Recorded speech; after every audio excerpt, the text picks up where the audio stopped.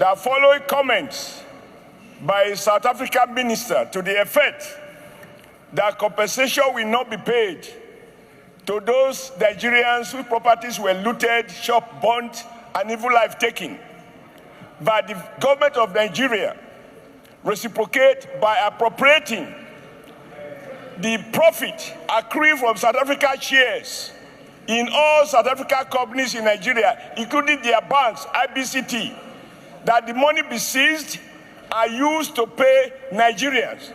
Taking into account that this decision to give Nigerians June 30th as deadline was taken by a mob and respected by the government of South Africa.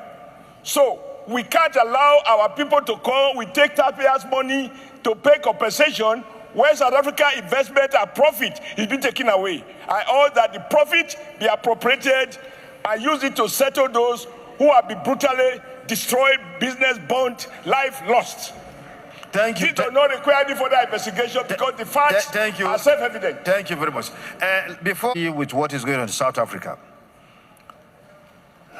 the way those gangs of protesters, or whatever you want to call them, are going about doing what they are doing as we speak is not in line with civility. It's uncivilized. We see what is happening in America, but who is doing that? They call them ICE, a government body moving around to check illegal residents, getting them arrested, and so on and so forth. But now, gangs going around in the name of protesters, persecuting, intimidating people, killing people in the name of protest is not something that should be accepted. It's unacceptable. We cannot allow that. But then, we need to be very careful, as Senator Abdullahi has said, particularly because we lead in Africa. We set the pace. Whatever we need to do, we need to be very careful. Like what Senator Adam Oshobole said, sometimes we don't take things that I've said, on social media or whatever. We need to analyze what is always put out there. I saw what he's talking about. What the minister was saying was that those who live in shacks, illegal settlements, will not be paid anything because they were illegally occupying those areas. But those who have titles, nobody will take those titles away from them. Nobody will take those properties from them. I saw that minister, one female minister. Nobody will take those titles from them. Even if they have been displaced, those properties still belong to them. The titles are in their possession. But that's not an excuse. Why do you even allow them to be displaced in the first place? And what even Senator Yahya is talking about, the government should be bold enough to say, oh, we have been threatened by certain people who are conspiring to destabilize our nation. The president should come out to tell the world. So maybe they have a problem. They are brothers, we helped them before, we can still help them. Maybe we can, after the committee has done its work, maybe you find it necessary to advise the South African government, this is your problem. Come on and tell the world your problem. All right, so let's not put the cart before the horse. I beg you, the former chairman of APC, a respected elder statesman in this country, internationally renowned labor leader, please, let's not put the cart before the horse. Let's allow the committee to do its work.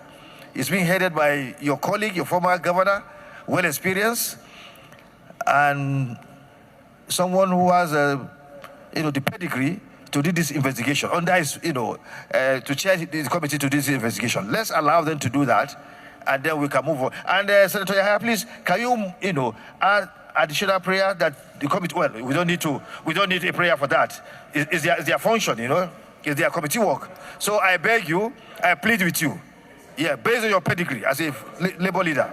My consign, a month ago, at this Senate, under your leadership, we took a decision that the issue be investigated by Foreign Affairs. You even suggested, your leadership, that we should send people to South Africa.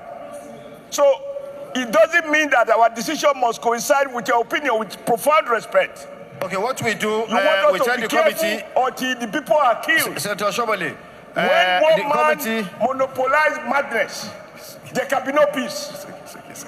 Okay, Chairman Committee, so that we can take decisive action on this matter. Chairman, is there any member of Foreign Affairs Committee here?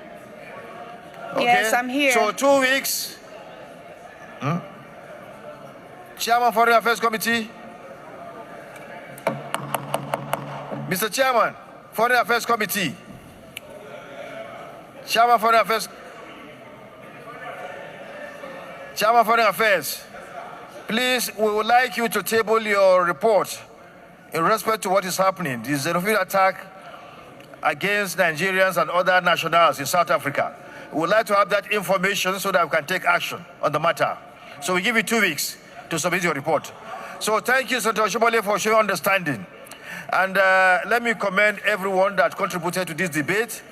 And I want to tell you that it is known to all that the government of Nigeria is doing very well through the Minister of Foreign Affairs and also the Diaspora Commission to take care of those that are being affected by this heinous act by those who are perpetrated in South Africa. So the government of Nigeria is doing very well in this regard. Senator Dingi, as an opposition senator, said Nigerian government is not doing well. We are doing well. We are doing well. What you said is to add more, to give more attention to what is going on. But the government is doing very, very well. And I can assure you that they are always in touch with our citizens in South Africa on a daily basis. So thank you very much. And we hope the South African government will listen and try to look inwards on how to deal with this matter. Allowing thugs in the name of protest to harass, steal people's, loot people's property should not be allowed. And even some people are even talking about going to the International Court of Justice to seek redress. So they should be very careful. They were the ones that went to that court, to seek redress on behalf of the Palestinians. So it is going to be something that will surprise the world if nations begin to go to ICJ to seek redress for their nationals that have been killed, maimed in South Africa. They should look inwards to solve this problem. So thank you very much, and I commend Senator Asuko for bringing forward this motion. Thank you very much. Leader. Abdulaziz Musa Radwa, Order 41. The matter for discussion shall, if possible, Mr. President, my motion is on, when we were on recess,